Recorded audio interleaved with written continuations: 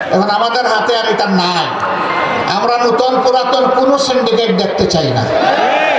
মানুষের উপরে এই জুলুম বন্ধ করতেই হবে। সরকার যদি উদ্যোগ নেয়, আমরা আমাদের সর্বশক্তি দিয়ে সরকারকে সাহায্য করবো ইনশাআল্লাহ।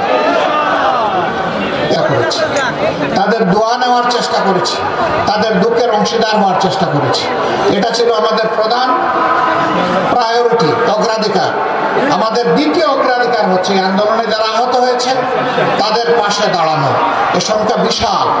আমাদের সামর্থ্য অনুযায়ী আমরা চেষ্টা করছি, কিন্তু এখানে সরকারের উদ্যোগটাই হবে প্রধান। এই জন্য সরকারের কাছে আমাদের স্পষ্ট দাবি, আপাতত সকল কাজের উপরে একটাকেই অগ্রাধিকার দিন। আমাদের আহত এবং পঙ্গু সন্তানদের চিকিৎসার যথাযথ উদ্যোগ গ্রহণ করুন এবং নিশ্চিত করুন। আপনারা বলছেন, কিন্তু এখন পর্যন্ত দৃশ্যমান সেটা আমরা দেখছি না। দেশে হোক বিদেশে হোক, যেখানে যার জন্য উপযুক্ত তার চিকিৎসা নিশ্চিত করুন। আমরা সরকারের কাছে এরপরের দাবিটি আমরা জানিয়েছি যে আপনারা সংস্কার করে দেরি না করে একটা সুষ্ঠু নির্বাচন দিন। আশা করি তারা সেদিকে যাবে।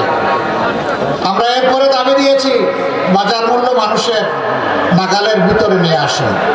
এখনো আওয়ামী সিন্ডিকেট বিভিন্ন জায়গায় বসে আছে, তবে পুরোনো সিন্ডিকেটরা বলে ভাই আমাদের জমিদারি এখন নতুন জমিদারের হাতে চলে গেছে। এখন আমাদের হাতে আর এটা নাই।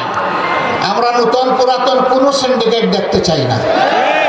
মানুষের উপরে এই জুলুম বন্ধ করতেই হবে।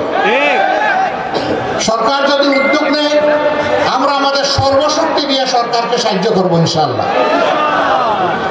এদেশের মানুষ সাহায্য করবে ইনশাআল্লাহ। এরপরে আমরা দেশবাসীকে বলতে চাই পরিষ্কারভাবে, আমরা এমন একটা দেশ চাই আর যেখানে কোনো পক্ষ বিপক্ষ আর বিভাজন চাই না, টুকরা টুকরা জাতি চাই না। আমরা চাই ঐক্যবদ্ধ জাতি। এদেশে যারাই বসবাস করবেন, মুসলমান, হিন্দু, বৌদ্ধ, খ্রিস্টান, আমরা সবাই এদেশের গর্বিত নাগরিক। সকলের মর্যাদা এবং অধিকার সমান। আমরা আর মাইনরিটি মেজরিটি শব্দই শুনতে চাই না। এখন বিভিন্ন ধর্মীয় সম্প্রদায়ের লোকেরাও বলেছেন এই কথাগুলো বলে বলেই আমাদেরকে শোষণ করা হয়েছে। আমরাও চাই না। আমরা এখন সবাই এক। নারী পুরুষ নির্বিশেষে এই দেশকে আমরা গড়ে তুলবো ইনশাআল্লাহ। জামাতের ব্যাপারে অপবাদ ছড়ায়।